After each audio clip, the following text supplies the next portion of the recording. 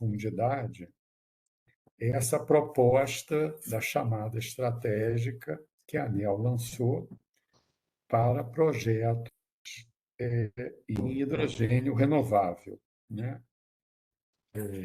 Esse é um tema essencial.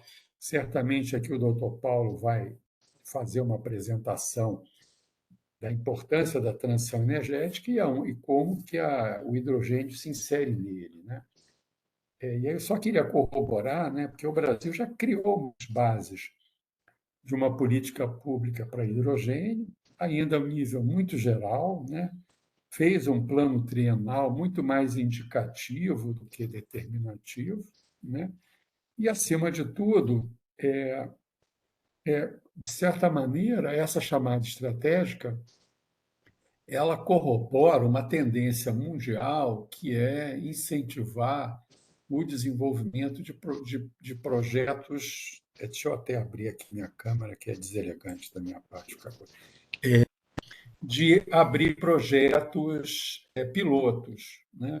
Nós temos aqui um dado da Agência Internacional de que de 2018 a 2022 praticamente multiplicou por 4 o volume de investimentos em projetos pilotos, saindo de 500 milhões para 2 bilhões de dólares, e tendo a União Europeia como a liderança nesse processo, o que é compreensível essa atenção da União Europeia, porque entre todos os países e grupos de países, né, é quem tem a maior insegurança energética, quem depende mais, né, dos combustíveis fósseis, dos quais eles são importadores praticamente intensivos, né, quase que 85% a 90%.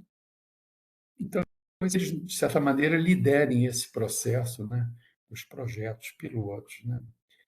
E o Brasil, como eu citei antes, né, ele criou as bases disso, de uma decisão lá do Conselho Nacional de Política Energética, depois criou um plano trienal, volto a insistir, muito indicativo, assim, indicativo no sentido bastante detalhado, e fazendo um levantamento das possibilidades e, de certa maneira, necessidades que se tem de investimentos em determinadas áreas para criar o que a gente chama aqui em economia de uma cadeia produtiva do hidrogênio, né? Na realidade, o hidrogênio ele precisa de uma cadeia produtiva para ser produtor de hidrogênio e, consequentemente, o Brasil ser, por um lado, um exportador de hidrogênio, os seus derivados, né?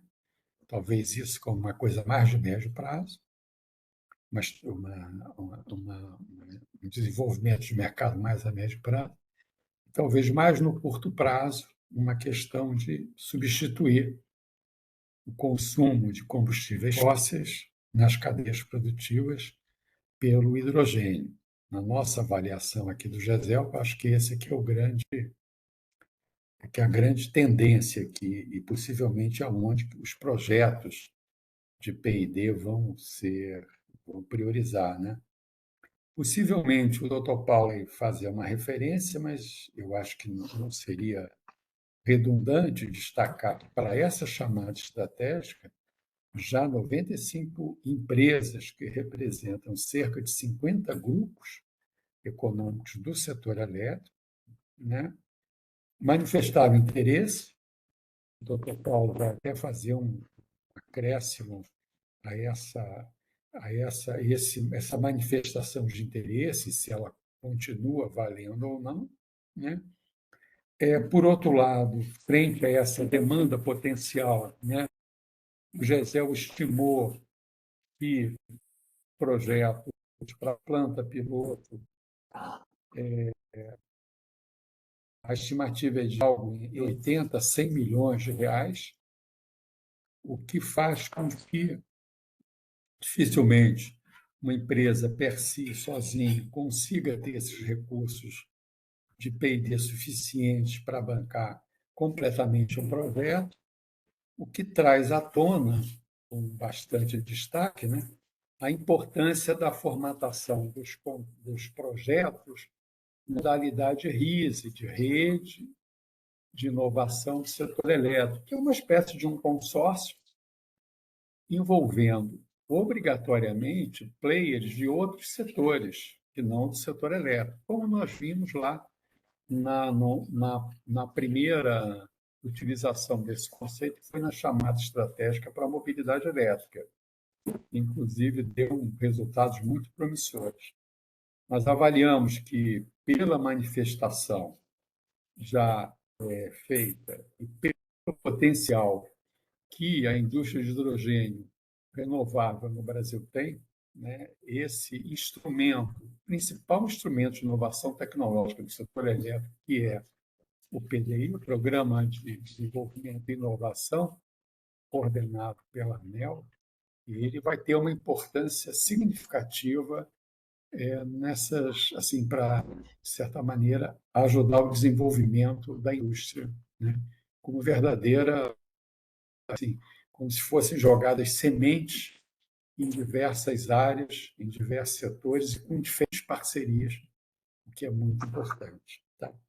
Isto posto, eu faço a apresentação aqui dos presentes. Em primeiro lugar, obviamente, o doutor Paulo, que é o coordenador, superintendente de uma nova superintendência criada pela diretoria da ANEEL, dada a importância do tema de transição energética, que assumiu as responsabilidades da SPE e ganhou uma outra dimensão, porque ele passou a nível de ser uma superintendência associada diretamente à diretoria da ANEEL, que é a Superintendência de Transição Energética e Inovação. Temos também presente aqui o Guilherme Arantes, que é lá da equipe da Superintendente de Transição Energética e Clima do BNDES, a Carla Primavera. O BNDES tem sempre acompanhado com lupa esse processo, né, da indústria, o desenvolvimento da indústria de hidrogênio, e muito atento aqui a essa possibilidade que a chamada estratégica abre, justamente para acelerar o processo dessa indústria nascente no Brasil. Temos também aqui o Joel, que é o gerente da área de novos negócios do Cimatec, que também é um dos patrocinadores aqui desse evento.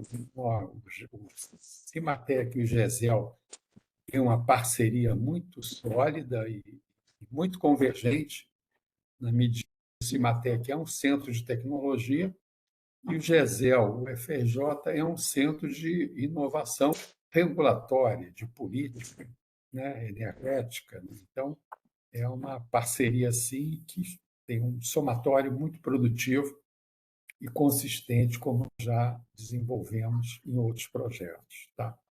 E, por último, mas não menos importante, a presença aqui do Maurício Moscovitch, que é o diretor executivo do GESEL. Né? Hoje o GESEL tem 3 diretores, tem um diretor-geral, que sou eu, tem 3 diretorias. Tem a diretoria científica, que é Roberto Brandão, a diretoria executiva, que é o Maurício Moscovitch, e a diretoria administrativa, que é a Maria Alice Magalhães. Okay?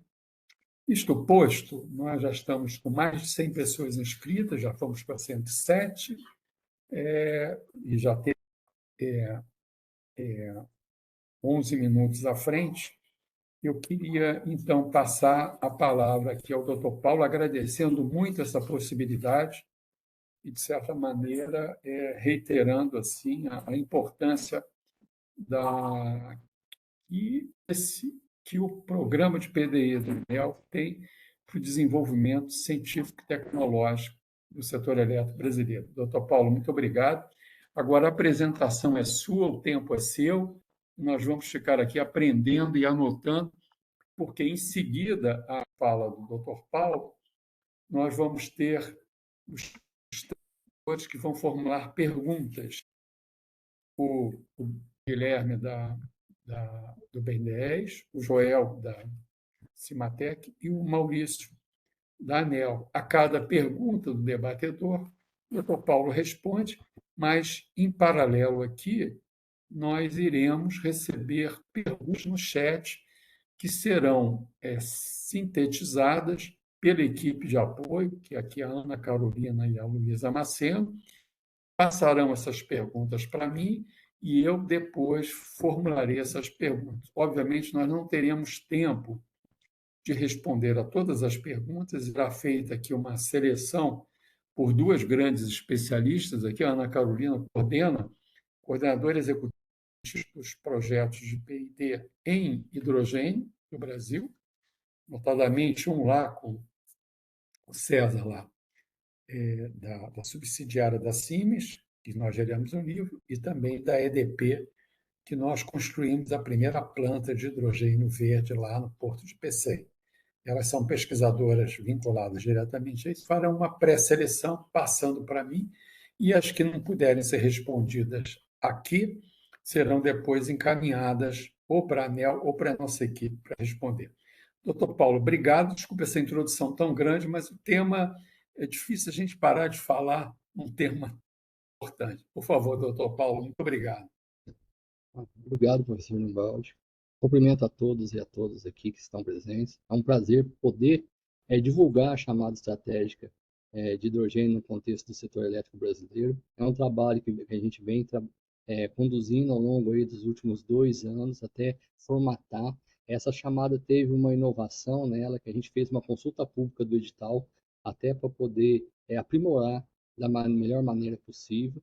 Então, ela teve essa inovação. Para quem não me conhece, eu trabalho na ANEEL desde 1998, fui um dos primeiros assim, integrantes aqui da equipe da ANEEL em 98.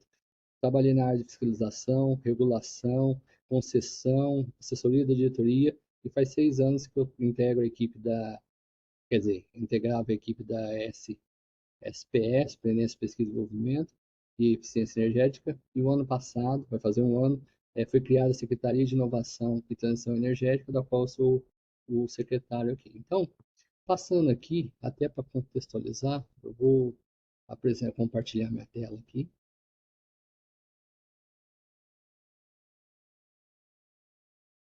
Acredito que todos já estejam vendo. Então, a chamada 23/2024 de hidrogênio. Tá? É um prazer estar aqui mais uma vez. Vou contextualizar com relação à matriz energética, transição energética, hidrogênio, setor elétrico, PNH2. Então, o mundo já viveu várias transições energéticas. Essa que a gente está vivendo agora é mais uma. Ela tem uma característica um pouco diferente das transições energéticas que a gente já vislumbrou no passado. No passado, elas demoravam um tempo de maturação maior, em termos de décadas, ou até mais de um século. O impulso ou era a exploração ou falta de recursos naturais, ou as novas tecnologias, e a escala ela começava pequena, individual, local, regional, até global. A transição energética que a gente está vivenciando nesse momento, a nossa avaliação, ela é muito mais acelerada. O impulso, principalmente, é de mudanças climáticas, a parte de redução do carbono zero, tecnologia e inovação. E a escala dela, a gente percebe que ela está vindo ao inverso das demais, ela está vindo de global, nacional até setorial. Então, esse é um contexto aqui, essa figura ela é bem difundida aí por todos, mas a gente está vivenciando isso aqui. E nesse contexto, a ANEEL, ela foi criada, a secretaria, justamente para impulsionar a transição energética aqui, além da inovação. Então, a gente tem a matriz energética mundial e hoje, como energia primária, até um estudo da BP, 77% da energia primária é oriundo do carvão, óleo e gás natural. Então, é um contexto muito alto, um volume muito alto de energia primária, vindo de combustíveis e fontes fósseis. E o objetivo é fazer essa descarbonização, essa troca dessa matriz e, segundo a Agência Internacional de Energia Elétrica, um dos pilares dessa transição energética seria o hidrogênio e os seus combustíveis. Então, o hidrogênio é um dos pilares dessa transição energética, tem outros ali, até que a gente atua, por exemplo, eficiência energética, é um dos pilares da transição energética. Então, a gente vê o hidrogênio como uma grande vetor energético para essa transformação e essa descarbonização. Então, o que a gente tem? A gente tem que essa transição energética ela vai estar pautada na descarbonização das economias, tem um aumento dos combustíveis fósseis, cada vez fica mais caro extrair esses combustíveis fósseis e a tendência dele é ter esse aumento. Tem um outro contexto que é a redução da dependência energética. Hoje, no mundo, a gente tem dois conflitos, um da Ucrânia com a Rússia e até do Hamas lá e Israel. Então, esses conflitos eles tendem a encarecer os combustíveis fósseis. Então, o hidrogênio ele vem como um novo vetor energético na nossa visão. Ele tem uma baixa emissão de CO2, dependendo de como ele é gerado. Ele tem uma alta densidade energética, uma alta eficiência em conversão, dependendo do método de conversão, suprimento abundante, principalmente aqui no Brasil, e armazenável e pode ser transportado dependendo dos critérios. Então, esse novo vetor energético é o hidrogênio. Essa chamada estratégica foi justamente para poder impulsionar como um catalisador desse desenvolvimento da tecnologia. Hoje, o consumo de energia elétrica no setor está em torno de 570 terawatt-horas. Então, esse é o consumo hoje que a gente tem. Se envolver a descarbonização dos demais setores, petroquímica, PRA, cimento, é um consumo não elétrico hoje da ordem de 2,5 terawatt-hora, então um volume de 2.500 terawatt-hora, então é um consumo muito alto, elevado. Então esse hidrogênio pode ser utilizado nessa descarbonização de outros setores, fertilizantes, entre outros, e também pode ser objeto de reconversão para o setor elétrico. Então, o hidrogênio é um vetor energético importante na nossa visão. Então, a gente vai estar trabalhando para incentivar essa, essa, esse desenvolvimento dessa chamada estratégia com projetos que tendem a avaliar principalmente o impacto dessa geração de hidrogênio no setor elétrico. Aqui o contexto da chamada estratégica, o que vem ser uma chamada estratégica da ANEEL? Ela tem como premissa estudar temas considerados de grande relevância e que ainda não estão maduros assim e viáveis economicamente no momento, precisa de um esforço conjunto e coordenado para que várias empresas e entidades executem projetos nessa direção. A participação das empresas do setor elétrico ela é livre, ela não é obrigatória, é voluntário, tá? Além disso, a gente tem a participação de entidades intervenientes. No edital, vocês vão ver, a gente listou uma série de entidades intervenientes que a gente vai convidar, inclusive o BNDES que está participando aqui com o Guilherme, a gente vai fazer um convite formal ao BNDES e outras entidades intervenientes, e fazer o acompanhamento através de relatórios, reuniões e workshops. A duração máxima, 48 meses, prorrogável por mais 12 até 60 meses, é o prazo máximo para a execução da chamada. Então, o que coube à ANEEL? A definição das diretrizes e a publicação de edital. Então, a gente fez isso, como eu falei no início, essa chamada teve uma inovação que a gente publicou para consulta pública o edital antes de executá-lo. Isso deu um ganho muito grande de aprimoramento do documento que foi feito. E agora a gente vai estar na fase de divulgação, como esse evento. Esse é o primeiro evento que a gente está fazendo de divulgação. Vão ter mais, eu vou apresentar na sequência quais os eventos que a gente vai ter. A partir do momento que tiver tem um prazo para recebimento dessas propostas, a gente vai fazer a avaliação inicial e aprovar, a diretoria da ANEEL vai aprovar para execução. E aí fica na nossa parte mais de acompanhamento e monitoramento até a avaliação final dos projetos. Ok? Então, aqui só para citar algumas chamadas estratégicas, como o próprio professor Lival destacou, a gente tem algumas chamadas aí, todas voltadas aí a energias renováveis. Então, teve a primeira solar fotovoltaica em 2011. Então, hoje, a gente tem aí um boom de solar fotovoltaica, como a de eólica também, em 2014. Então, desenvolveu essa tecnologia e tornou ela viável economicamente, além de fazer parte aí do índice lá que é definido como metas para o Brasil aí na ONU.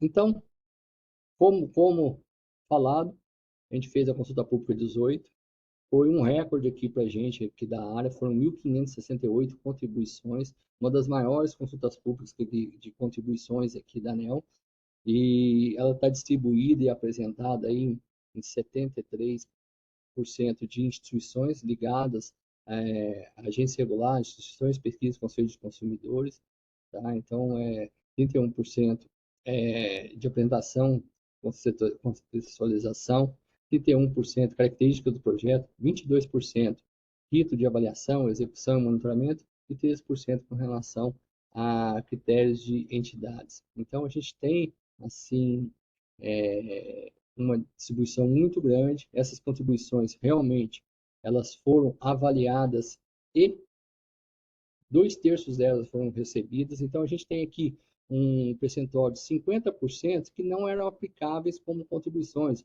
elogios e algumas observações que não caracterizariam como contribuições. Então, dos 50% que são contribuições efetivamente, a gente considerou como aprovadas total ou parcial 2/3 dessas contribuições. Então, é um volume significativo de aproveitamento de contribuições na consulta pública que a gente fez. Então, é uma inovação, a gente teve um ganho muito grande. E agora aqui eu acho que tem um resumo de todas as contribuições aqui, até para poder ficar bem claro. Então, com relação aos objetivos, tá? Então, o principal ponto aqui da chamada é o impacto do hidrogênio no setor elétrico. Então, a gente tem que ter claro que isso daí vai ser um ponto de avaliação, que é ter o impacto no setor elétrico. Eu vou mostrar mais à frente que todo o recurso do Programa de Pesquisa, Desenvolvimento e Inovação da ANEEL é destinado por empresas de energia elétrica. Então, o consumidor de energia elétrica, que é assim, o que paga a tarifa, então a gente vai estar focado na avaliação do impacto no setor elétrico. Ele vai servir de base para suporte de regulação e também novos negócios e formação de redes de inovação no setor elétrico. A gente, como critérios, a gente define que a empresa, o consórcio ou o proponente, ele deve estar alinhado com a indústria, startups e centros de pesquisa, universidades. Então, essa rede tem que estar formada para poder ser aceita a proposta. A gente ampliou o escopo. No primeiro momento, a gente tinha colocado somente hidrogênio renovável. Aí, a partir das contribuições, a gente estendeu para eletricidade de baixo carbono, possibilitando também outras formas, como a biomassa, para poder gerar via pirólise, e regras especiais para sistemas isolados. Eu vou mostrar mais à frente. Também foi uma contribuição que a gente recebeu durante a consulta pública. Então, a gente previu dentro do edital uma característica especial para sistemas isolados, que eu acho que faz sentido no país que a gente vive.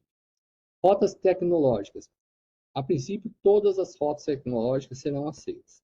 O único ponto é que todo o insumo energético tem que ser oriundo de eletricidade. Por quê? Porque o recurso é setor elétrico, então a gente está focando na geração, na eletrólise, ok? Geração de energia elétrica que vai vai fornecer energia para fazer eletrólise. E pirólise, a energia elétrica tem que ser um insumo para essa pirólise. Um outro ponto importante, a apropriação das receitas dos projetos, ela vai seguir o regulamento do PDI e do PEQI para apropriação dessas receitas.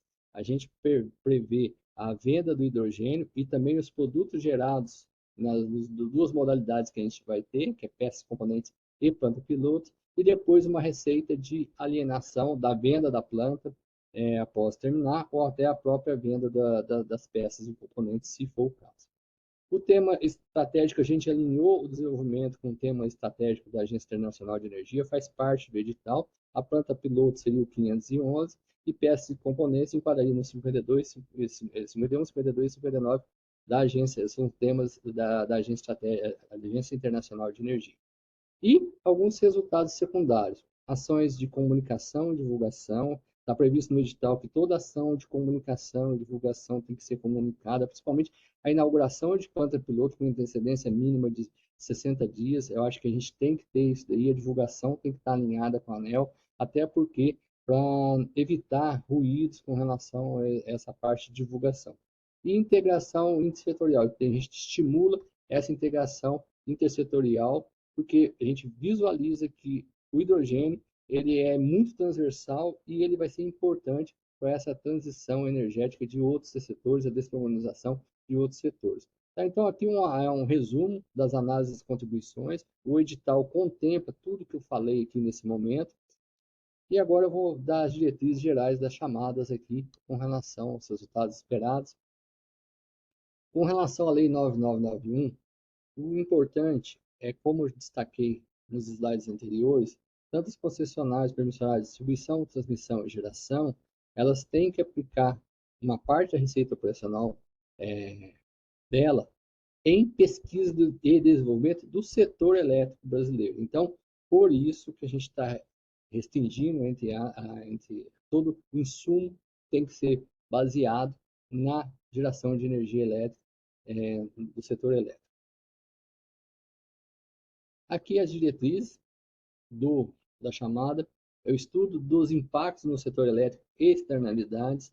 A gente está associando, um dos critérios nossos é ver o impacto que a geração de energia elétrica vai ter no setor elétrico, identificar as oportunidades para o setor elétrico brasileiro no âmbito da produção do hidrogênio. É isso que a gente quer saber, até o que a gente precisa fazer, proposição de melhorias regulatórias, é o trabalho que, como o professor Nivaldo falou, hoje tem algumas diretrizes, hoje é possível fazer um projeto em hidrogênio, mas eu acho que proposição de melhorias regulatórias faz parte do escopo, faz parte do resultado da pesquisa, desenvolvimento e inovação. Desenvolvimento de tecnologia e soluções nacional. Então, a gente está pretendendo ter projetos com desenvolvimento de tecnologia, seja de peças de componentes, seja de plano piloto, ou até nacionalização de tecnologia. Criação de redes de inovação em hidrogênio é outro ponto importante. Eu acredito que isso daí já está definido no nosso PDI, para o EQI, que a gente colocou como aí para os próximos anos, que a gente tem que ter rede de inovação criada. O setor elétrico ele tem que estar associado com a indústria, tem que estar associado com a academia, nada se constrói sozinho, tudo tem que ser feito em rede, a potencialização de ganho é muito grande. E criação de novos negócios e oportunidades, criação de novas oportunidades de negócio para o setor elétrico como um todo. Eu acho que esse é um ponto chave para a evolução do programa e essa chamada estratégica tem esse potencial muito grande de criação de oportunidades e negócios aí no setor elétrico brasileiro. Bom, aqui a gente tem as duas modalidades de projeto que poderão ser apresentadas, uma de peças e componentes e outra de plano piloto. Então, a peça no caso de peças e componentes, a gente tem peças e componentes para conversão e armazenamento, ou seja, eletricizadores, CAC, máquinas térmicas, recuperadores de calor e etc. Tem diversos equipamentos e componentes que podem ser desenvolvidos aqui no Brasil, pode ser nacionalizados. Então, a gente vê um grande e amplo espectro aí para poder fazer essa nacionalização ou esse desenvolvimento de novos equipamentos. Redução ou recuperação de perdas energéticas é um ponto importante aí na conversão da energia elétrica no caso, com a eletrólise ou até com a pirólise, para ter o hidrogênio e como fazer essa conversão do hidrogênio ou em energia ou para poder em outros setores. Então, é um ponto importante aí para essa redução, projeto que incentiva, equipamentos que incentivam e até armazenamento de forma mais eficaz que a gente tem hoje. A possibilidade de nacionalização, eu já tinha falado, patente obrigatória, é bem claro. Contrapartida mínima permaneceu em 10% e testes em campo obrigatórios. Aqui a gente está falando um TRL a partir de 6 acima, né? E vamos para a modalidade planta piloto. Então, a produção de hidrogênio obrigatória, 1 megawatts até 10 megawatts. Então, esse ponto já estava na consulta pública e foi inserido um mínimo de 50 quilowatts para sistema isolado. Um ponto que foi uma contribuição que a gente aceitou e a gente achou que fazia muito sentido para ter pequenos geradores, somente no norte do país, onde a dificuldade para levar diesel para poder atender essas comunidades de sistema isolado. Então, geradores menores, até 50, ele pode 50 até 1, pode ser utilizados para poder fazer projetos naquela região. A certificação do hidrogênio produzido, a gente vai exigir e vai aceitar de qualquer entidade certificadora, a gente não tá limitando, hoje já existe algumas, aqui no Brasil a CCE ela tem trabalhado para a certificação do hidrogênio, ela pode certificar o hidrogênio, ela não vai ser entidade interveniente nos projetos, daí foi uma decisão nossa aqui, e ela pode ser parceira dos projetos também. Então, com relação à certificação do hidrogênio, qualquer entidade pode ser a certificadora, seja nacional ou internacional, a gente não tem restrição, e fica a escolha de todo mundo. O que a gente exige é que exista essa certificação. Outro ponto, modelo de negócio, uso final do hidrogênio contratado. A gente quer um modelo de negócio. E a contrapartida mínima, que é o custo da usina, ou seja, a usina que for destinada, por exemplo, uma usina fotovoltaica que for destinada para produzir o hidrogênio, ela não faz parte do, do recurso, ela não pode utilizar o recurso do programa de pesquisa, desenvolvimento e inovação para poder ser construída, e ela seria uma contrapartida dos parceiros ou da indústria que tiver. Outro ponto é o CCUS também, e o custo da eletricidade, caso ele não construa a usina, ele vai comprar a usina do grid. Então, com relação à eletricidade necessária para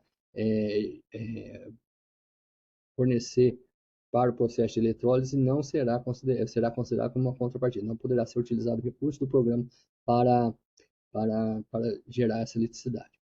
Capacidade adicional, os 10 megawatts também. Se há interesse em fazer uma planta de 40, 50 ou até 100 megawatts, esse custo seria uma contrapartida. A infraestrutura de produção de derivados. A gente vai estar, que essa infraestrutura, por exemplo, você vai produzir, ter a eletrólise para ter o hidrogênio. Se você vai pegar esse hidrogênio e transformar em amônia, por exemplo, essa estrutura necessária para a conversão do hidrogênio em amônia ou para outros derivados, ela é de responsabilidade da contrapartida. E 10% o restante do investimento aí. Então, isso é como está desenhado, está bem claro no edital, o edital dá essas, essas diretrizes. E agora vou falar um pouquinho do rito, né? Então, a realização de workshop na ANEEL com apresentação presencial. Eu vou passar mais à frente o cronograma. Então, a gente, na avaliação inicial das propostas, a gente vai fazer um workshop presencial e o coordenador do projeto vai apresentar esse workshop ou alguém que a empresa proponente indicar. A gente vai fazer o enquadramento dos requisitos na chamada e os resultados esperados, a relevância, os indicadores PERQI, o compartilhamento de resultados, impacto técnico, científico, regional, ambiental, econômico e a razoabilidade de custos, boas práticas, o custo compatível com o resultado e o plano de destinação final. Acho que esses dois pontos aí, compartilhamento de resultados e plano de destinação final, foram aprimoramentos que a gente fez. E o estudo de viabilidade econômica do projeto. Outro ponto, a gente vai fazer o convite para todas as entidades participantes do PNH2, agências reguladoras afins e agentes de fomento e agências internacionais. Essas entidades vão ser convidadas para poder fazer avaliação desses projetos dentro desse contexto da chamada estratégica. Então, quais são os próximos passos aqui, até para ficar bem claro? Todas as informações com relação à chamada estão divulgadas na página da ANEEL. A gente criou dentro da página da ANEEL, você vai no programa de pesquisa e desenvolvimento, chamada de projetos de PDI estratégico. Então, quem quiser saber mais informações, lá tem o edital, tem as empresas interessadas, e a gente está pretendendo até amanhã publicar o formulário com os critérios, as informações que devem ser apresentadas na chamada. São basicamente as informações que estão no edital, a gente transformou num formulário para que vocês trabalhem e apresentem até 18 de junho, abril, né? É 18 de junho. Tá? Então, aqui está o cronograma planejado. As empresas apresentaram a manifestação de interesse, como o professor falou, a gente tem um volume significativo, foi a maior demonstração de interesse em financiar projetos, as empresas do setor elétrico, até outras empresas que não fariam manifestar interesse. Então, a divulgação das empresas interessadas está naquele link que eu já falei, e a gente espera o envio da proposta em 90 dias da publicação do despacho. Então, ele está falando 18 de junho, esse envio é o prazo derradeiro. As empresas que não demonstrarem interesse, elas podem ainda enviar o projeto. É lógico que elas não mostrarem interesse, mas que todas elas que mostraram no prazo, a gente publicou. Então, as que não mostrarem interesse até o momento, pode até apresentar o projeto nesse prazo de 90 dias aqui, não tem nenhum empecilho de apresentar. Agora, quem não apresentar o envio da proposta em 90 dias, realmente não, aí encerrou mesmo para participar da chamada. O workshop para apresentação dos projetos, a gente deve ser em julho, essa previsão nossa, 21 dias depois do dia 18 de junho, a gente deve estar fazendo esse workshops, né? A gente vai ver quantas propostas vão chegar, até para a gente se programar aqui. Eu acredito que 1 ou 2 dias, pelo menos, para poder receber essas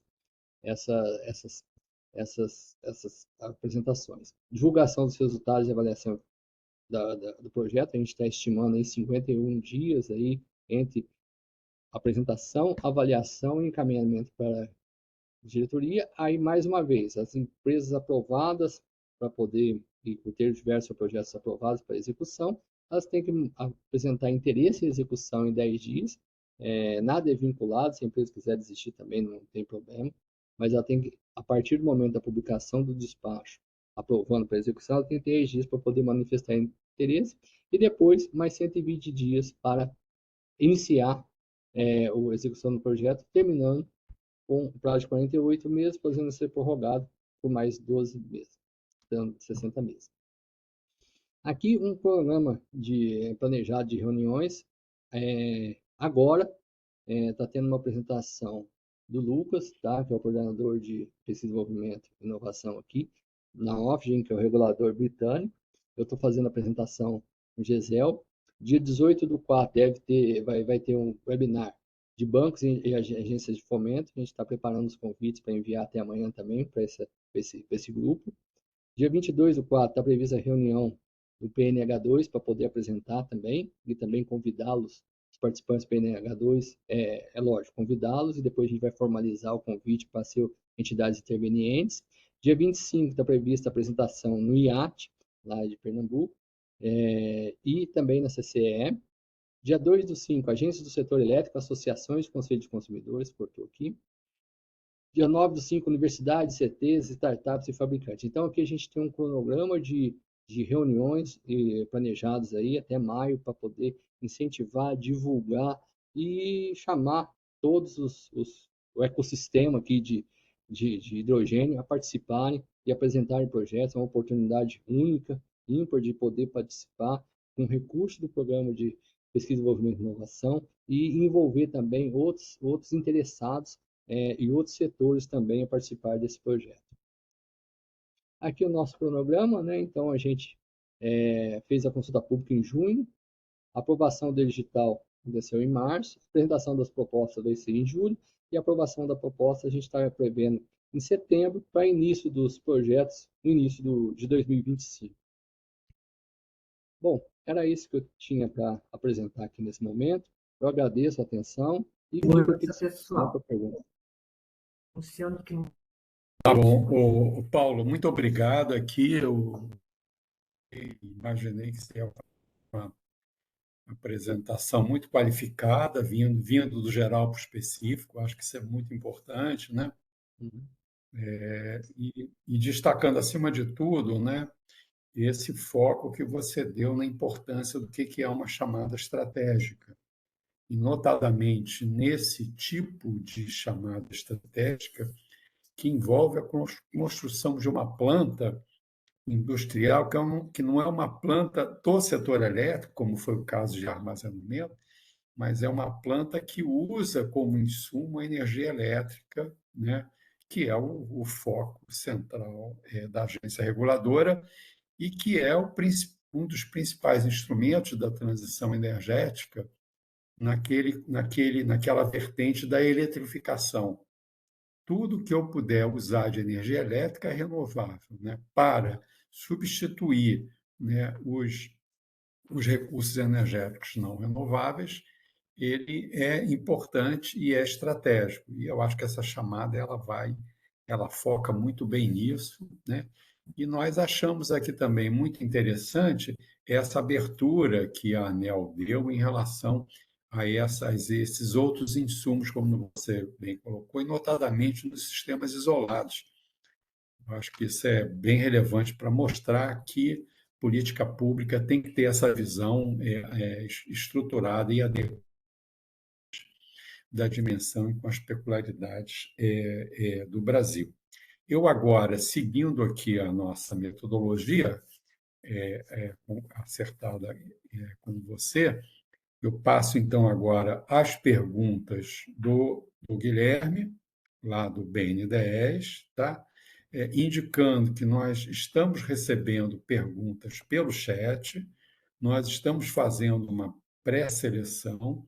A maioria dessas perguntas não poderão ser respondidas aqui, mas serão respondidas posteriormente, né? Mais uma parte. Ao final das perguntas do Maurício Moscovici, eu formularia algumas para que o doutor Paulo possa responder. Então, agora eu passo a palavra aqui com um agradecimento especial à participação aqui do Guilherme, que é lá do nosso Banco de Desenvolvimento Econômico e Social, que é um orgulho de todos nós. Por favor, Guilherme, a palavra agora é sua. Obrigado pela sua presença aqui, viu? Nivaldo, eu que agradeço demais o convite, é um prazer estar aqui com vocês, como sempre. É uma alegria estar aqui podendo dividir com o Paulo, com os amigos da ANEEL. A gente tem interagido bastante, tem sido sempre muito bom. É excelente ter visto sua apresentação e a gente manter e perceber que está sendo muito convergente, né? Tudo que a gente tem trabalhado no banco e na ANEEL. Então, assim, primeira coisa, né, eu vou fazer alguns comentários e tem uma pergunta. Primeira coisa que eu queria ressaltar era da relevância desse ponto que você trouxe como motivação da gente olhar o hidrogênio, né? Visto que uma grande motivação de verificar impacto no setor elétrico, porque se a gente olha nos números mesmo que você trouxe da apresentação, Paulo, hoje uma demanda de 500 e tantos terawatts-hora, e um potencial de atendimento do quíntuplo disso, né, de 2.500. Então, assim, se uma parcela disso for atendida, for descarbonizada através de hidrogênio, a gente está falando de talvez ter que duplicar a capacidade de geração de energia do país só para atender essa demanda. Então, de fato, é um potencial impacto muito grande no setor que tem que ser estudado de todas essas, né, com todo cuidado, com muita dedicação.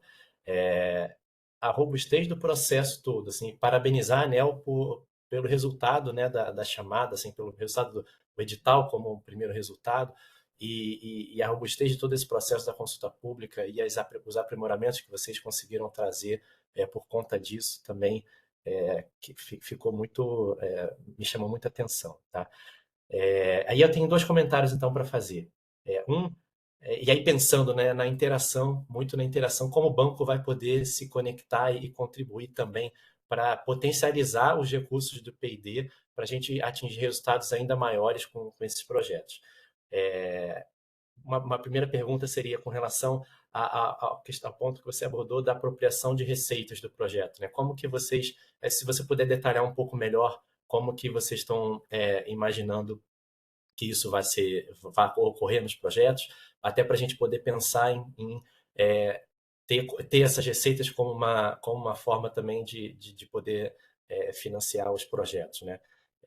Então, esse é um ponto. E um segundo ponto é mais talvez um comentário também do que uma pergunta, mas assim, talvez transformando numa pergunta, é como que vocês enxergam a possibilidade de nesse primeiro, você citou, né, as duas possibilidades de desenvolvimento tecnológico e plantas piloto, mas nessa de desenvolvimento tecnológico tem lá registrado, né, a possibilidade de nacionalização, e aí eu acho que aqui tem uma interface também importante que a gente pode explorar de retroalimentação entre os resultados do P&D e a própria equipe do banco e a sua política de credenciamento, que pode se aproveitar disso para poder ajudar a criar talvez métodos específicos de credenciamento para determinados. A gente já tem uma metodologia específica para credenciar uma planta de eletrólise, tá?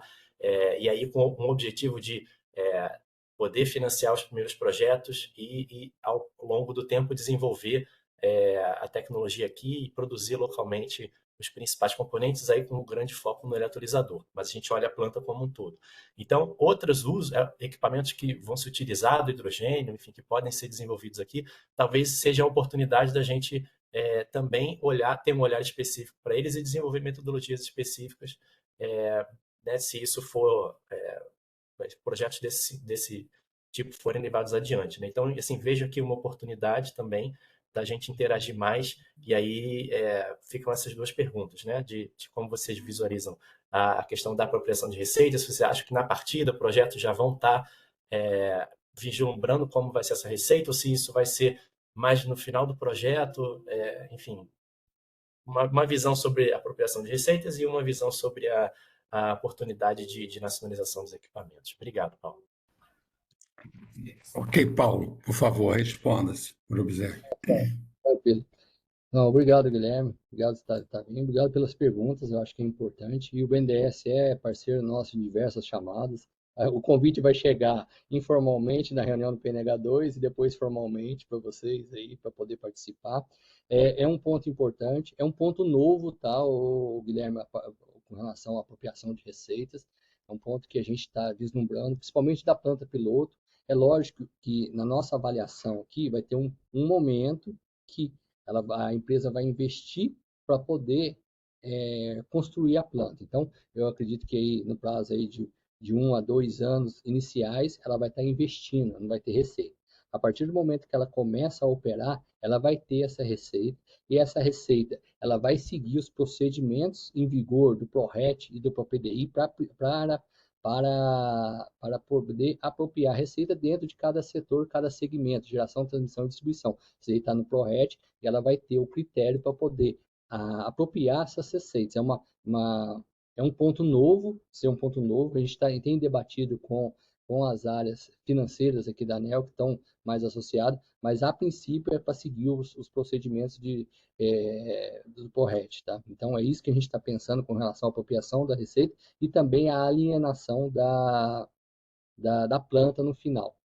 Com relação à nacionalização, a gente prevê essa nacionalização dessas peças e componentes, essa nacionalização a partir do momento que ela começar a produzir os resultados, vamos falar assim, os projetos, a gente prevê fazer workshops intermediários. Eu acho que isso é importante para todos os envolvidos no processo, principalmente as entidades intervenientes. Eu acredito que dá um feedback e dá para a sociedade também como está um andamento.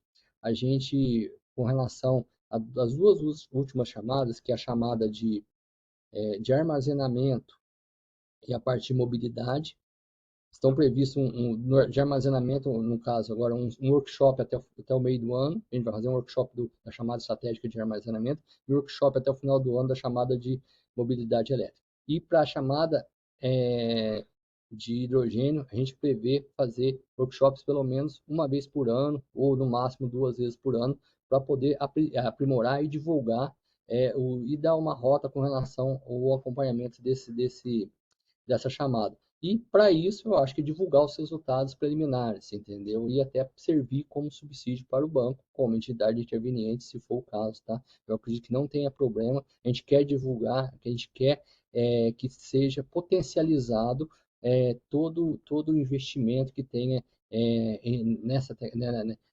nesse novo vetor energético. Então, a ANEEL, ela está funcionando, o recurso do programa está funcionando como um catalisador para que novas empresas, novos setores se aglutinem no desenvolvimento dessa tecnologia no Brasil, que é uma grande capacidade.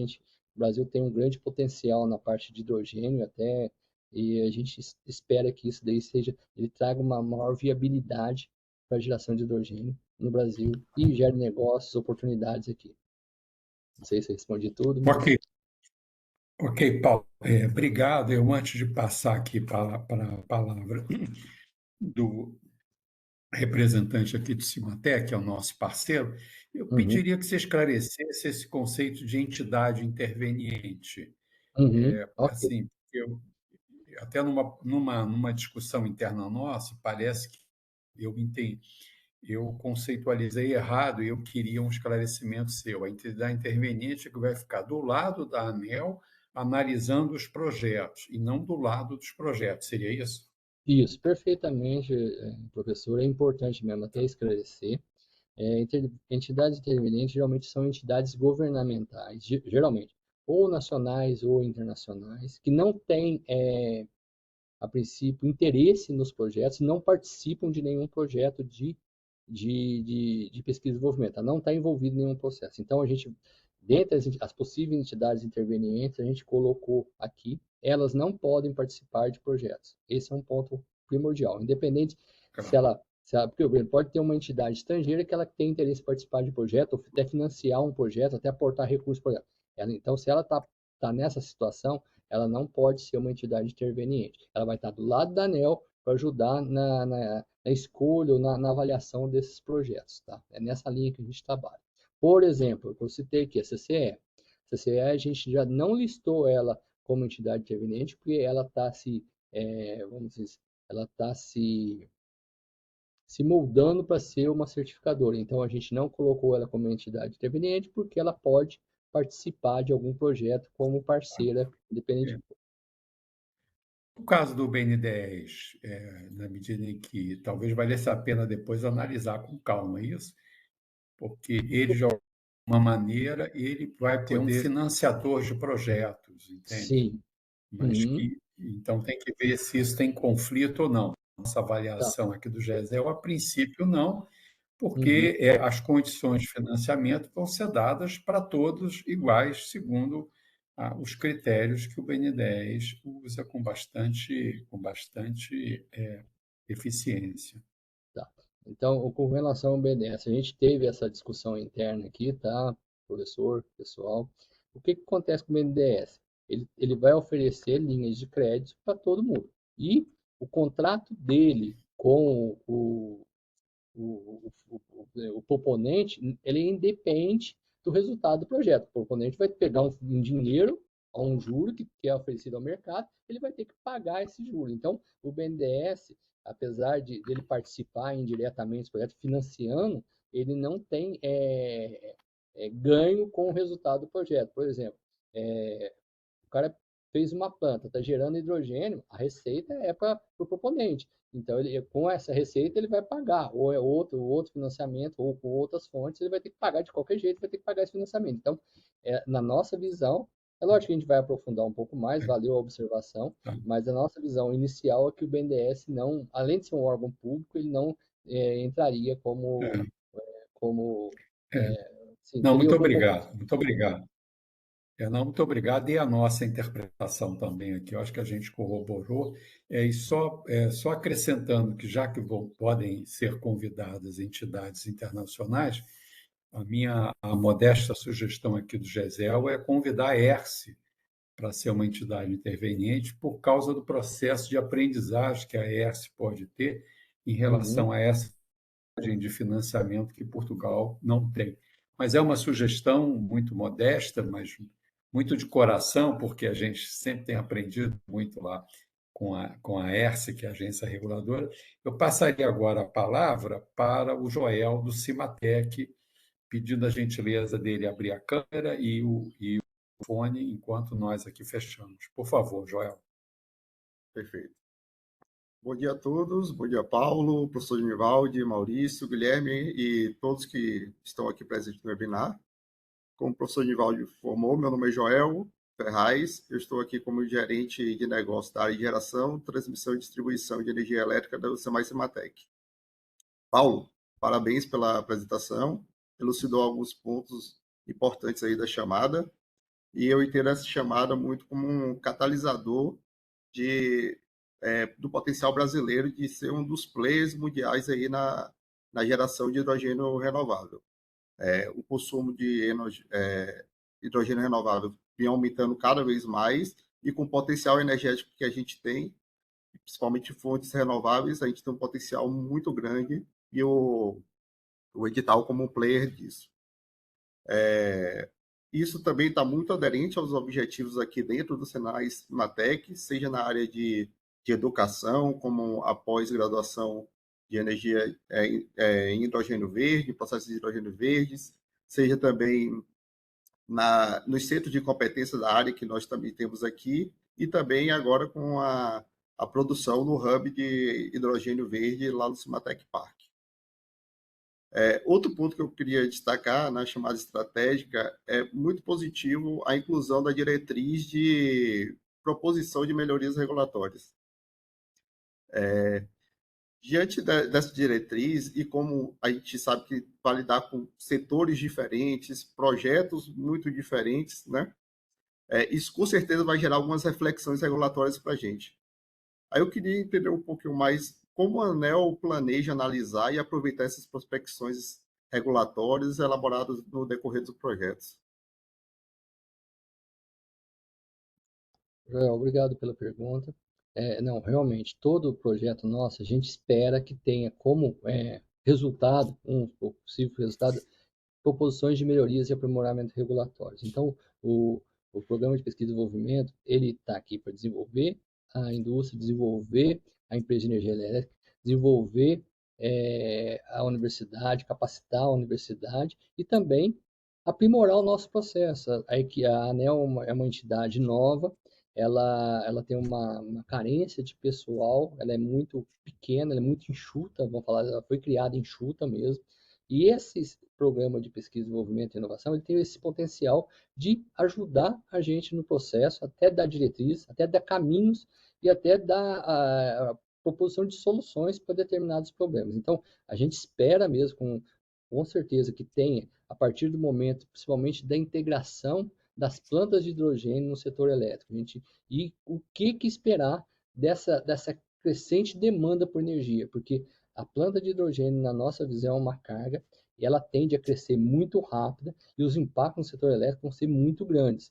E ele tem um potencial de descarbonizar outros setores. Então, ela tende a ser muito assim disruptiva na parte regulatória. Então, a gente vai ter que verificar vamos falar novos negócios envolvendo o setor de energia elétrica e até para as empresas do setor elétrico. Então, na nossa visão, nessa planta piloto, principalmente a planta piloto, que foi incorporada ao setor elétrico, foi integrada ao setor elétrico, ela deve ter, com certeza vai ter resultados de aprimoramentos regulatórios necessários até para fazer essa integração com o setor elétrico e dependendo de como for a possibilidade, até a evolução do desenvolvimento de projetos de tecnologia de armazenamento também poderiam estar associadas à implementação de melhorias regulatórias na nossa visão, tá? Então, eu acho que tem um amplo campo e toda contribuição a gente vai passar para as áreas de regulação, elas vão acompanhar o desenvolvimento do projeto e poderão interagir, acho que nesses workshops, e até pedir mais resultados para poder caminhar em paralelo com o desenvolvimento do projeto a esses aprimoramentos regulatórios necessários, tá? Para a integração dessas plantas.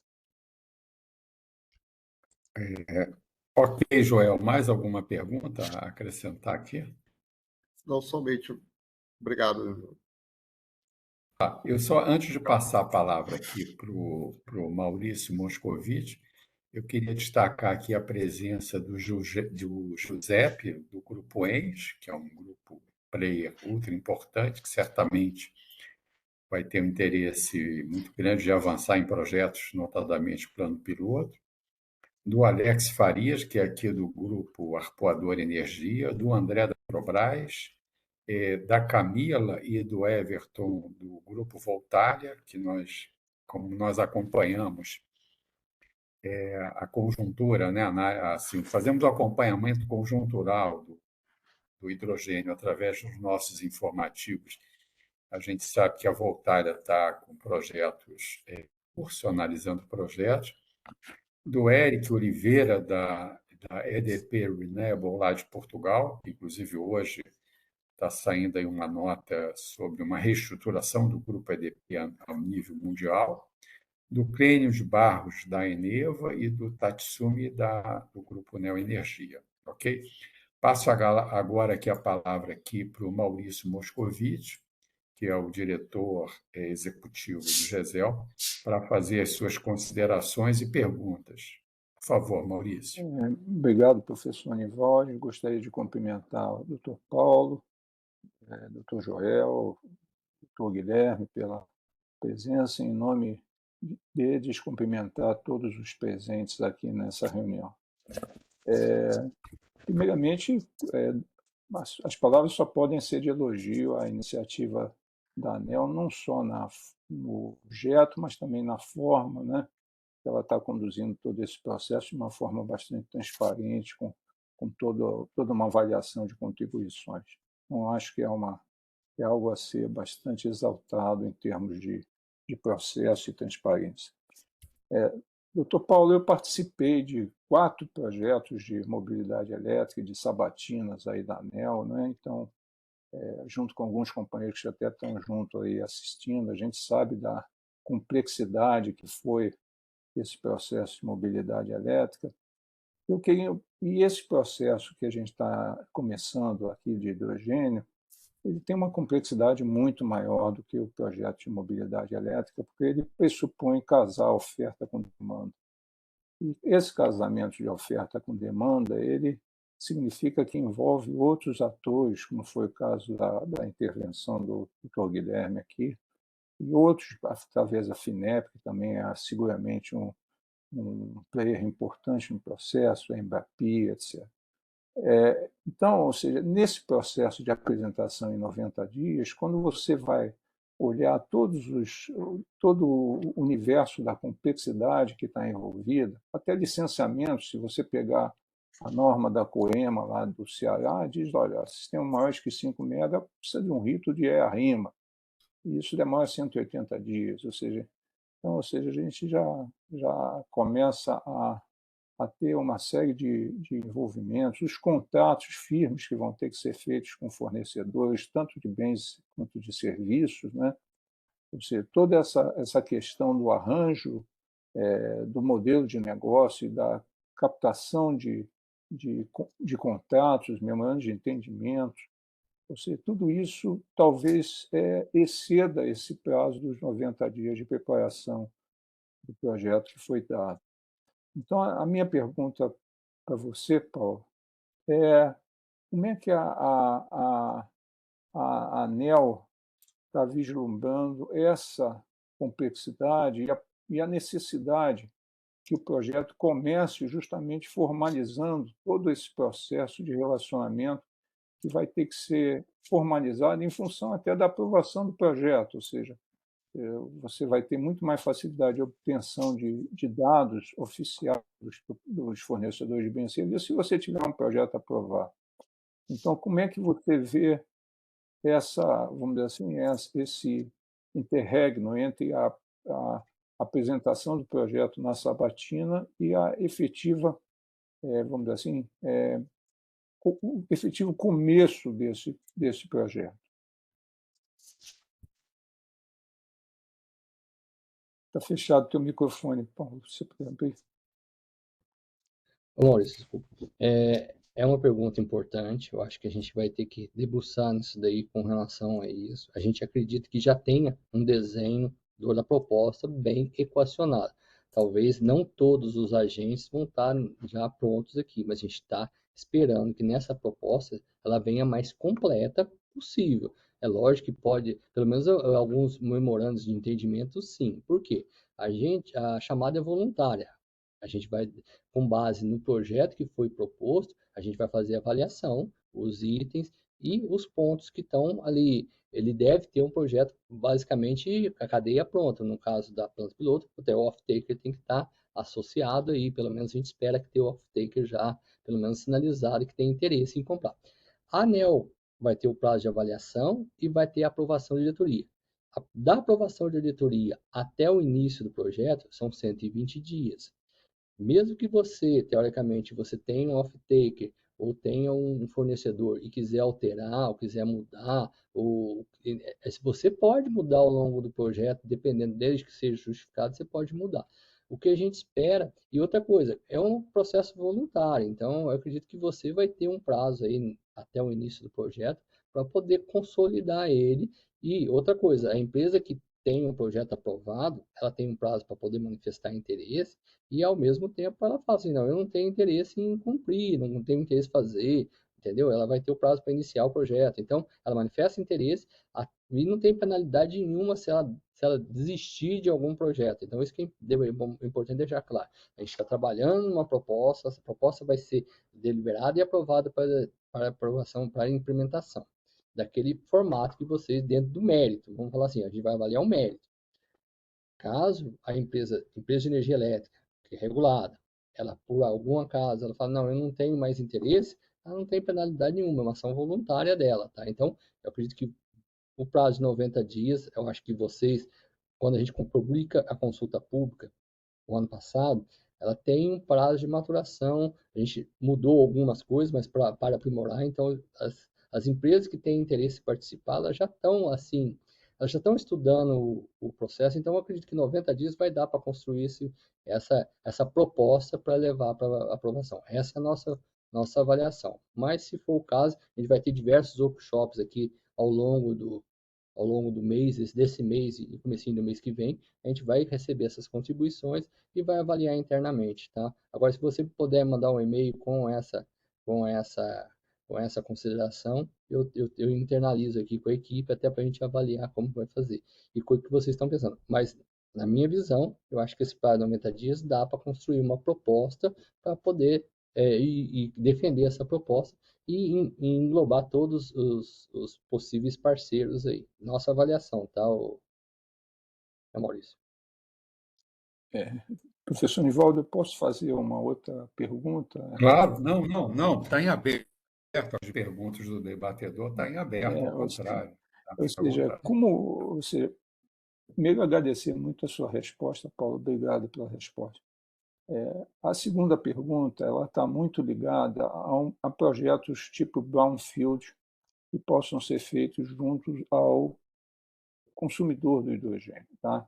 Ou seja, nesse caso, a contrapartida que é exigida, ela pode ser econômica, ou seja, do ponto de vista de cessão de terreno, cessão de infraestrutura de utilidades, cessão de dutos existentes, enfim, toda a, vamos dizer assim, o pessoal até da equipe da empresa que vai absorver essa produção de hidrogênio.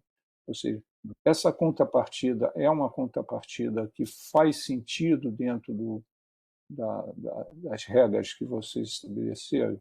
Essa é a pergunta. Obrigado. Não. Ok, Maurício, obrigado. Com relação à planta de hidrogênio, ela pode ter contrapartida econômica. A modalidade PS componentes tem que ser financeira. Tá? Então, isso deixar claro. Então, a planta econômica, a planta de hidrogênio, ela pode ter como contrapartida principalmente a parte de geração de energia elétrica. Então, ela tem essa possibilidade de ser econômica, ok? E no caso de PS componentes, não, é financeiro mesmo. Perfeito? Obrigado. Ok, Maurício. Ok. Teria mais alguma pergunta, Maurício? Não, acho que eu estou satisfeito com as duas perguntas e as duas respostas. Obrigado. Tá. Não, assim, aí aprofundando um pouco, detalhando um pouco essa segunda pergunta do Maurício.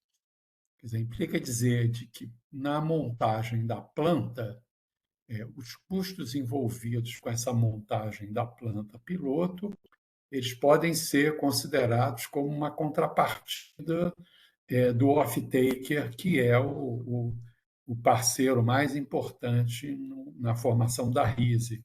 Está correta essa afirmativa, Paulo? Está fechado o microfone de novo, Paulo. Professor, o senhor está falando a parte da planta de eletrólise, A certo? planta. Então, ela vai Isso. ser instalada uma planta de eletrólise num consumidor, num consumidor. Ele vai fazer toda a parte de terraplanagem, ele vai ter um custo de terraplanagem, sei lá, vai ter a parte de construção civil, essa parte ou a parte de até de conversão, de conexão com a planta de, por exemplo, fotovoltaica que estiver fornecendo energia para essa planta de eletrólise. Então, tem uns custos que poderão ser apropriados, sim, dentro da planta, Ótimo. necessários para a planta Ok. de eletrólise, vamos falar assim. Ok. Não, isso é muito essa diferenciação, Uhum, né? Porque a gente entende, inclusive tem uma pergunta aqui feita pelo Marcelo Max, que eu gostaria de aproveitar a pergunta dele, que é a questão do off-taker, né? uhum, Na realidade, o off-taker ele tem um papel fundamental, porque é ele que vai consumir o hidrogênio. uhum, Nos parece que no conceito, né, de planta piloto, o off-taker tem que estar diretamente envolvido. E daí esse seu esclarecimento é muito importante, porque uhum, isso passa a ser uma contrapartida aqui dele. Agora, eu tenho aqui, agora eu acho que a gente entra um pouco. A gente tem várias perguntas, algumas a gente até pretende, a gente está copiando todas essas uhum, perguntas e estará enviando para a ANEEL através da sua eficiente e simpática secretária, a Ivone, uhum. né, que eu até considero ela o seu anjo da guarda, né, porque ela Nossa. está sempre ali no seu entorno, ali cuidando do seu bem-estar profissional, né? Então, eu tenho uma pergunta aqui, o Tatsumi da Neo Energia, né? Eu vou até ler com calma, porque é uma pergunta relativamente densa e Uhum, nós consideramos importante. Assim, o desenvolvimento de uma planta piloto de hidrogênio é intensivo em capital, com necessidade de aporte de recursos por parte da empresa, das empresas parceiras. Isso a gente, de certa maneira, uhum, tinha considerado no início, o recurso de P&D. A gente entende uhum, que o recurso de P&D ele é um catalisador assim, dinâmico e estratégico, né, para o desenvolvimento do projeto, notadamente da planta piloto. Em nosso caso, como haveria aporte de recursos próprios, e uhum, não do parceiro, mas do próprio grupo da energia, necessitaríamos de previsibilidade, segurança jurídica em relação ao plano de alienação e operação comercial da planta. uhum, Aí, acho que em seguida vem a pergunta: não fica claro como o plano de destinação da planta poderá afetar a operação comercial no projeto, onde haverá aporte de P&D uhum, de um produtor independente de energia e de empresas parceiras. Entendemos que o empenho de recursos próprios do nosso grupo só poderia ser feito sob a premissa da remuneração. Eu acho que essa que é a última uhum. questão. Ou seja, o parceiro entra como a contrapartida, né? A Neoenergia ela entra com recurso de P&D, mas Certo. ela quer colocar recurso próprio e pergunta se esse recurso próprio tem condição de ser remunerado ou não. Essa Tá que é ok. uma. Tá. Acho que eu Até. procurei resumir, sintetizar. Não, ok, Tatsumi, obrigado pela pergunta. O Brito, acho que já me mandou essa pergunta aqui. A gente está avaliando a pergunta, de certa forma, ela é complexa, ela não é simples a resposta, mas eu vou dar linhas gerais. A gente vai ter a oportunidade de debater um pouco mais na reunião específica com as empresas de energia elétrica. Mas o que eu posso falar inicialmente é o seguinte: vamos lá. O recurso de P&D, ele vai fazer como catalisador, como você falou. Então, um projeto vamos supor, 100 milhões de reais. Se o custo P&D entra com 50 milhões de reais, 50% da planta foi desenvolvida com recurso P&D. Então, a gente está falando de 50 milhões. 25 milhões com recurso próprio da Neoenergia e 25 milhões com recurso de parceiros. a ANEEL ela vai regular somente o que foi com relação ao P&D. O restante do recurso, na hora que for alienada a planta, ela vai ter uma desvalorização, é uma planta piloto, ela vai ter que ter, segundo o PRORET, uma avaliação de um laudo e, proporcionalmente ao investimento de P&D, vai ser, por exemplo, se ela for, depois de terminado o projeto, vai fazer alienação. Aí tem um laudo de avaliação, segundo o PRORET lá, avaliou a planta em 50 milhões. Então, o P&D entrou com 25, com 50, então 50% desses 50 milhões fica volta para o programa, volta para a modicidade tarifária, dependendo da regulamentação vigente que estiver falando com relação a isso. 25% vai para a Neoenergia, como forma de aporte dela, ou Neoenergia, ou outra empresa que tiver interesse, e 25% vai para o parceiro. Então, é isso que a gente trabalha, é proporcional ao investimento do programa. E também a avaliação que vai ter que ter quando você for alienar qualquer bem, você tem que fazer um laudo de avaliação. Esse laudo de avaliação vai servir de balizamento para a venda da planta para outro parceiro, para outra entidade, ou outro parceiro, ou até a própria Neoenergia quiser comprar, mas ela vai ter que ser remunerada por essa avaliação aí. Uma auditoria independente de avaliação. É isso que a gente está trabalhando no momento. Podemos aprimorar? Podemos. Mas hoje a regulamentação vigente que está no PRORET é essa. Ok, doutor Paulo, obrigado. Sim, muito didático, que expressa. A pessoa, para ser didática, tem que conhecer muito, né? Então, eu acho que e toda essa sua carreira aí, desde 98 na ANEEL, mostra essa sua competência. Eu tenho agora aqui uma pergunta do Alex, que é lá da Arpoador, e que ele tem uma particularidade, porque ele vai ser meu orientando no PEP, lá no Programa de Políticas Públicas, lá do Instituto de Economia, da qual eu sou professor, e eu já fiz ele que a dissertação dele de mestrado tem que ser sobre hidrogênio. Então, ele concordou. Então, eu vou abrir mão aqui, usar um pouco essa qualificação dele, que eu acho que é muito importante, e de um grupo bastante atuante, que é o Grupo Arpoador aqui, que fica aqui no Rio de Janeiro. 4 perguntas bem pontuais, e aí a cada uma eu acho que você pode responder sim ou não. A primeira pergunta: uma planta de diesel renovável pode ser paga pelo PID? Essa é a primeira pergunta. Eu vou fazer as 4, que aí eu já. Em segundo lugar, aqui, tem uma ligação aqui de. Deixa eu tirar aqui, desculpa. Segundo, existe algum percentual de erro do orçamento? 10%, 20%? É prevista correção pelo IPCA ou por algum indicador? Terceira pergunta: o orçamento pode ser feito em dólar? Caso negativo, como é que a moeda estrangeira seria cotada, seria definida? E, por último, na fase de apresentação de proposta, o projeto deve ser conceitual ou deve ser levado em consideração um projeto básico de engenharia? São essas 4 perguntas do meu aluno Alex. Pronto, está aí, Alex, para você, por favor. Vamos lá. Essa parte do diesel renovável tem que estar bem claro que a planta, independente do diesel renovável, ela tem que ter impacto no setor elétrico. Então, vai ter que ser avaliado se para a geração desse diesel renovável houve impacto no setor elétrico. Ou seja, você gerou esse diesel renovável como? Ele está com uma conexão no setor elétrico, para gerar esse diesel renovável. Esse é o principal ponto que precisa avaliar, como que você está gerando esse diesel renovável que eu estou imaginando que deve ser baseado numa biomassa.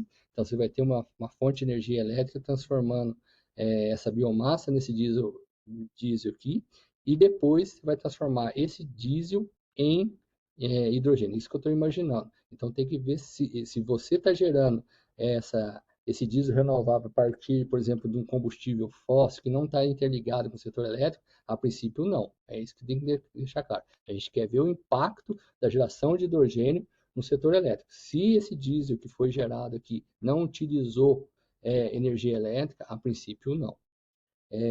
Com relação ao percentual de PI do programa, A gente não tem limite percentual, o único percentual que a gente deixa claro é com relação à contrapartida, que é 10%.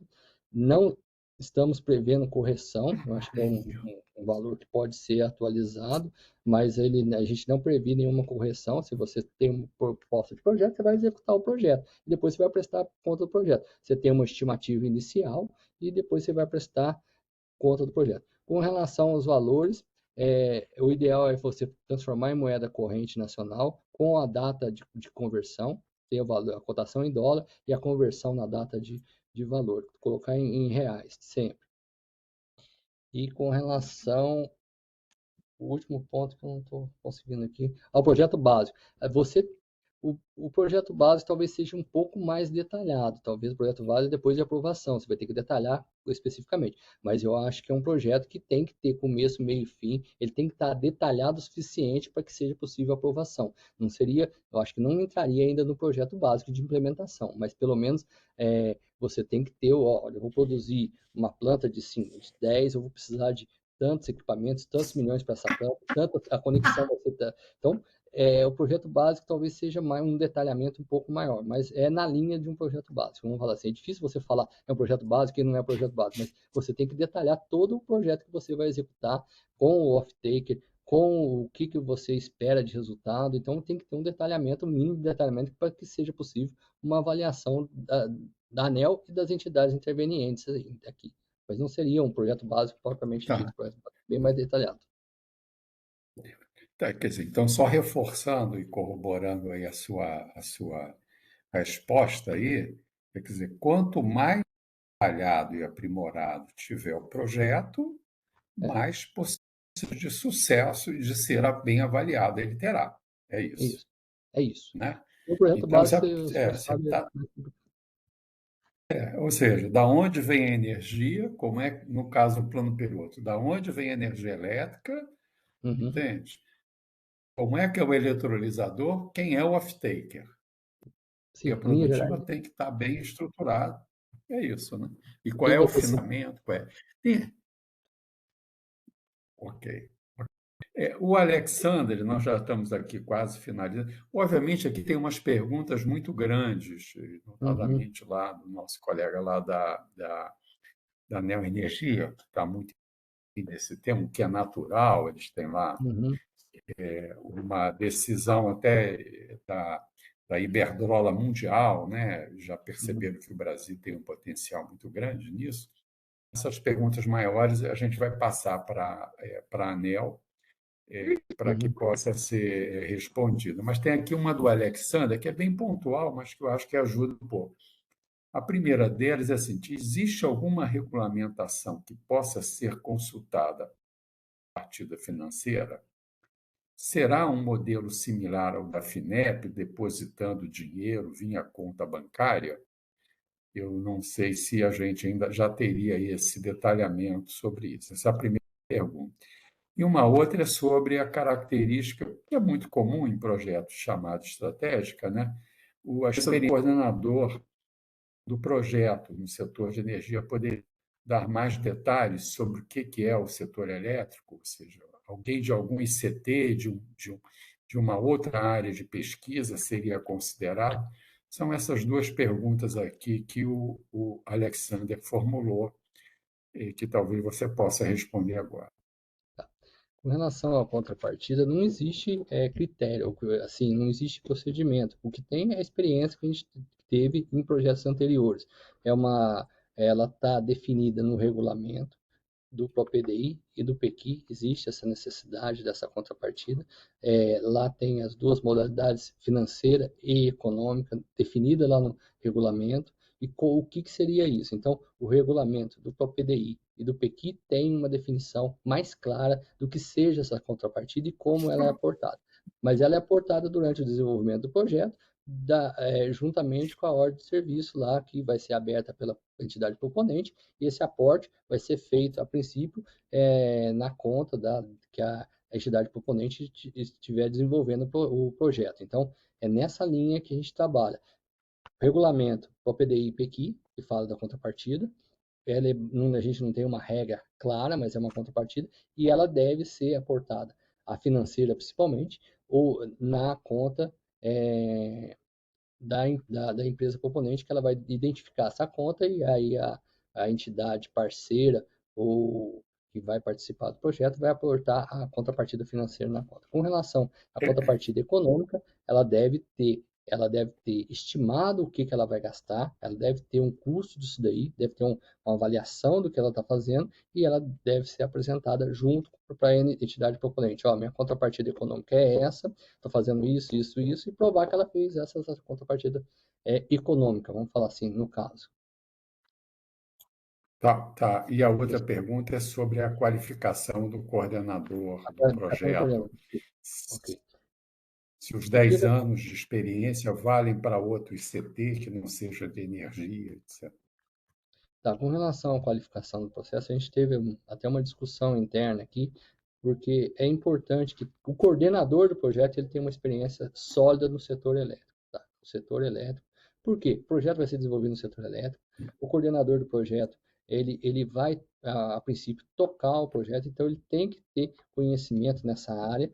É lógico que o hidrogênio é um pouco específico, ele transcende um pouco. Então, o ideal é que essa experiência esteja associada também a essa parte do hidrogênio. Pode ser um critério de avaliação, sim. Eu não estou com o edital aqui para poder dar uma olhada com mais calma como está essa parte da qualificação, mas o ponto é que a experiência no setor elétrico ela é imprescindível para poder desenvolver, até para poder fazer. Tá. Mas outras experiências poderão ser avaliadas, sim, com certeza. Mas o coordenador do projeto é um ponto Agora, bem. aproveitando isso, que sempre há uma dúvida, porque, obviamente, você coordenar um projeto de uma chamada estratégica exige um esforço muito grande do coordenador. E me parece que há limitação de quantos projetos um coordenador pode coordenar. Sim. Existe, né? Existe, A sim. pergunta, então, Pode falar, desculpa, professor. não, pode responder. Existe? Qual seria essa limitação? Então, a limitação é que o coordenador do projeto ele não pode ser coordenador de outro projeto estratégico da ANEEL no mesmo momento. Até porque, justamente, a gente entende que a pessoa vai ser muito demandada, o projeto estratégico, ainda mais do porte dos projetos que a gente está esperando aqui, ele precisa ter uma dedicação quase integral para poder conduzir. E projeto desenvolvido em rede, ele vai ter interação com diversos players ao mesmo tempo, diversos stakeholders vão estar trabalhando, universidade, indústria e a própria empresa de energia elétrica que vai estar demandando, tem um volume de recursos significativo, então, a nossa visão, ele só pode participar de um projeto estratégico, ser coordenador de um projeto estratégico durante a execução dessa chamada. É isso. Aí a pergunta que eu faço, assim, por exemplo, até para eu tomar meu caso aqui, eu coordeno um projeto estratégico de mobilidade elétrica, que já está nos finalmente, já está para acabar. Isso me impediria de eu coordenar um projeto de hidrogênio que estaria começando agora? Sim, do jeito que está no edital, sim, a não ser que você informasse, olha, está aqui, a minha parte nesse projeto vai terminar agora e eu vou passar a coordenação para Entendi. outra pessoa, Ok. entendeu? Você tem que abrir mão do outro lá, esse que está no edital, tá, professor? Até para evitar, porque Está realmente a ótimo, é demanda vai importante. ser gigantesca. Tá. Tem uma pergunta aqui, nós já estamos praticamente esgotando aqui o tempo, do Clério Barros, que eu, de alguma maneira, respondida, mas eu acho que vale a pena. Ele fala assim: não entendi bem como a contratação de energia pode entrar como contrapartida. Sei que é uma resposta objetiva, mas eu acho que é importante porque uma das variáveis que vai viabilizar, né, a estruturação dos projetos na chamada estratégica são as contrapartidas, notadamente porque a gente estima valores de 80 a 100 milhões de reais por conta do custo do eletrolisador. Como é que a ANEEL está vendo essa questão da energia entrar como a contratação da energia elétrica para o eletrolisador? Como é que ela está vendo? É um contrato bilateral? Implica aceitar investimentos numa planta solar, e isso está dentro do projeto de P&D? Uhum. Então, professor, essa é uma pergunta boa, porque é o seguinte, o que a gente está falando? O programa de P&D, ele vai investir na planta de eletrólise ou de pirólise para produzir o hidrogênio. Toda a parte anterior à planta de eletrólise, vamos falar assim que fica mais fácil, ela é contrapartida. Seja a decisão do empreendedor de construir uma planta fotovoltaica, construir uma planta eólica, ou até adquirir energia da rede para poder transformar essa energia, no caso, fazer a eletrólise da água para transformar em hidrogênio, ela entra como contrapartida. Então, entra sim. Então, a compra de energia do grid para gerar o hidrogênio da eletrólise da água, ela é uma contrapartida, sim. Como Tá, uma a planta pergunta. E se, não, uma pergunta, só para reforçar, eu até tenho a resposta, mas eu acho que ela vindo da sua pessoa, ela ganha um valor muito maior aqui do que. Ok, obrigado. Não, claro. Por exemplo, montei uma RISE. Eu tenho lá uma empresa, uma PCH, que tem energia descontratada. Ela quer entrar no projeto. Então, ela entra no projeto e ela quer falar, não, eu não vou vender isso para o projeto, eu vou entrar como uma contrapartida. Isso certamente é fixado pelo PLD, Sim, como é que vocês estão vendo essa questão? a princípio, no caso, a gente pode até definir isso daí com mais clareza, tá? Eu acho que isso daí não está claro, mas a energia que ela fornecer para a planta de eletrólise ou outra planta, entra como contrapartida, sim. É lógico que o custo deve ser no PLD, que é o valor que é negociado aí, com certeza. Mas entra sim. Tá, tá. E eu acredito que a última pergunta aqui, quer dizer, uma pergunta que eu até desconheço, assim. Seguinte pergunta: a tancagem de hidrogênio e a liquefação pode ser pago pelo PLD, pelo projeto de PLD? Não, isso daí tá claro até no edital. Por exemplo, você tem, isso daí seria uma contrapartida, tá? Isso daí tá claro no edital. A gente vai pagar a planta que faz a eletrólise da água em hidrogênio. Toda a parte final seria uma contrapartida do interessado. Por quê? Porque essa utilização, transformar o hidrogênio em amônia, todo o custo, por exemplo, de transformar o hidrogênio em amônia seria uma contrapartida porque senão a gente estaria pegando o recurso do setor elétrico para beneficiar o outro setor. Então, o objetivo é focar na planta para poder ver o impacto dessa geração de hidrogênio no setor elétrico. Então, toda a parte pode ser feita, a gente não está restringindo, mas seria contrapartida. Ok, olha, não, ótimo. Eu acho que a gente pode encerrar aqui, adiantando que nós gravamos aqui, eu até esqueci de falar isso, mas isso é um evento público. Perfeito. Vamos disponibilizar esta gravação para quem se inscreveu. Amanhã estão recebendo o link dessa gravação.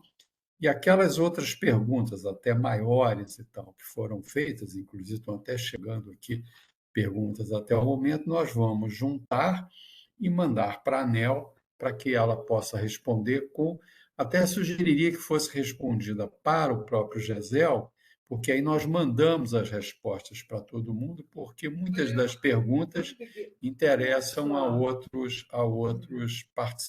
muitos dos participantes aqui. Doutor Paulo, muito obrigado. E eu queria agradecer também aqui a presença do Guilherme Arantes e do Joel, e, acima de tudo, a sua presença por esses esclarecimentos, entendendo que eventos como esse, particularmente os próximos eventos que já estão, serão muito importantes para que a gente consiga acelerar ao máximo o processo da criação da indústria de hidrogênio no Brasil, que vai ter um impacto muito positivo sobre o setor elétrico brasileiro. Muito obrigado, doutor Paulo, e muito obrigado a todos os quase 100 ainda participantes aqui de hora e meia. Estamos recebendo aqui ainda algumas perguntas, mas muitos elogios aqui e, obviamente, o elogio, acima de tudo, à sua pessoa, doutor Paulo. Muito obrigado e um bom trabalho lá na secretaria. Até perdoe o meu erro na Não, superintendência, é um nível acima, a secretaria muito bem merecido, inclusive. ok. Então, uma boa tarde a todos e estaremos enviando as perguntas aí para a sua pessoa, tá bom? Uma boa tarde a todos. Obrigado, Guilherme, Joel e Maurício Moscovitch, e todos aqui os presentes, ok? Boa tarde, então.